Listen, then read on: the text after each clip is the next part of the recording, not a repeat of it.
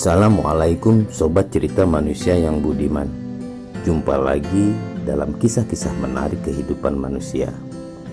Kali ini kita akan menemui seorang pejuang keluarga yang menggantungkan kehidupannya sebagai petani rumput laut di utara Jakarta, tepatnya di Kepulauan Seribu, sebagai wilayah yang telah ditetapkan menjadi kawasan strategis pariwisata nasional.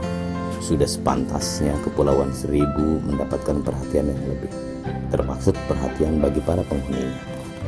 Nah, sobat cerita manusia, mari kita lihat langsung dari dekat sendi-sendi kehidupan masyarakat di Kepulauan Seribu. Sebagai sampel, kami memilih aktivitas masyarakat di Karanglebar, Kelurahan Pulau Panggang. Sengaja kami memilih tempat ini sebab begitu menginjakan kaki di dermaga karya, aktivitas di sini sudah bisa dilihat, terutama aktivitas para petani rumput lautnya.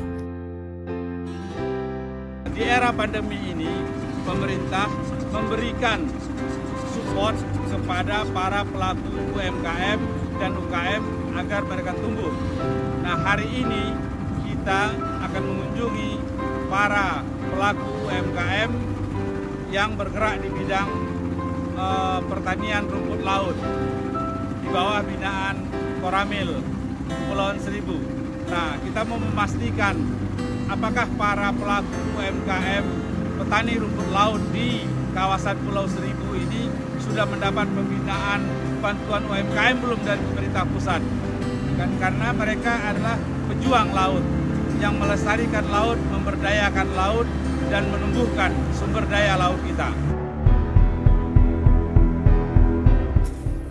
Menurut pejabat di TV-TV, pertumbuhan rumput laut di Kepulauan Seribu semakin hari semakin baik. Bahkan hasilnya sudah bisa diekspor ke negara tetangga. Vietnam menjadi negara tujuan utama ekspornya. Sobat cerita manusia, di sana ada petani yang lagi panen. Nah, gimana kalau kita langsung aja dekati dan tanya-tanya mereka? Membudidayakan rumput laut ternyata nggak segampang kelihatannya. Tapi Bapak menghidupi keluarga cukup? Ya, tidak cukup berapa? Ya begini kan Pak ya, kalau keringnya kan, kalau biasa cuacanya bagus kan 3 hari kering ya Pak. Paling gak gini Pak ya, saya jemur Pak ya, 4 kintal gitu Pak ya, paling dapat 50 kilo Pak itu. Iya, kalau keringnya.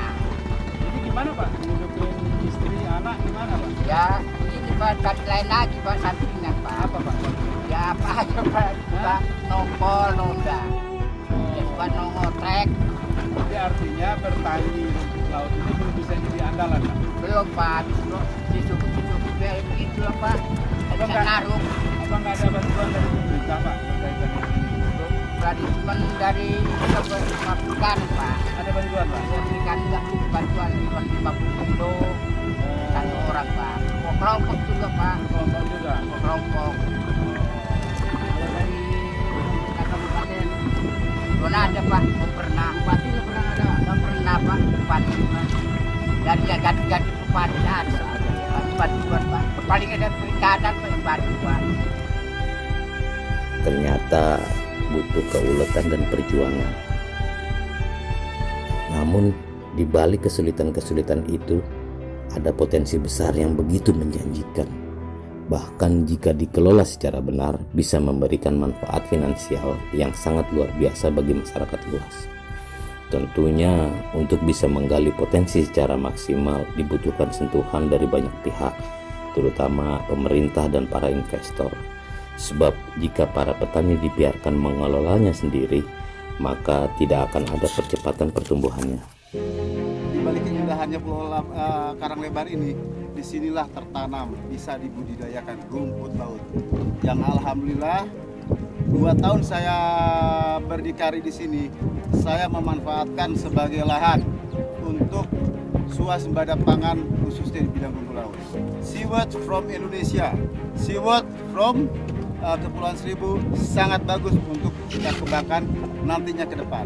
Kami harapkan ke depan, kami berharap insya Allah dengan adanya pengembangan yang sekarang ini di masa penanaman ini zaman Covid, insya Allah kedepannya akan membuah hikmah untuk para nelayan rumput laut. Dan perlu ingat, ini nelayan hanya sebagai sampingan untuk dijadikan penanaman swadaya rumput laut.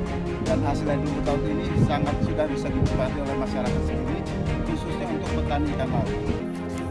Indonesia yang memiliki garis pantai terpanjang di dunia sudah selayaknya bisa menjadi pemasok rumput laut terbesar di dunia. Apalagi Indonesia memiliki 550 jenis rumput laut. Setiap jenisnya memiliki keistimewaan masing-masing.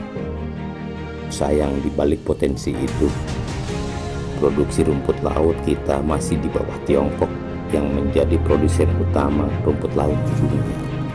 Namun, sobat cerita manusia, selama laut masih bergelombang dan angin laut masih bertiup, Indonesia selalu memiliki harapan menjadi bangsa yang besar. Jangan pernah menyerah, terus berjuang, maju terus petani rumput laut Indonesia, maju terus kehidupan cerita manusia. Wassalam.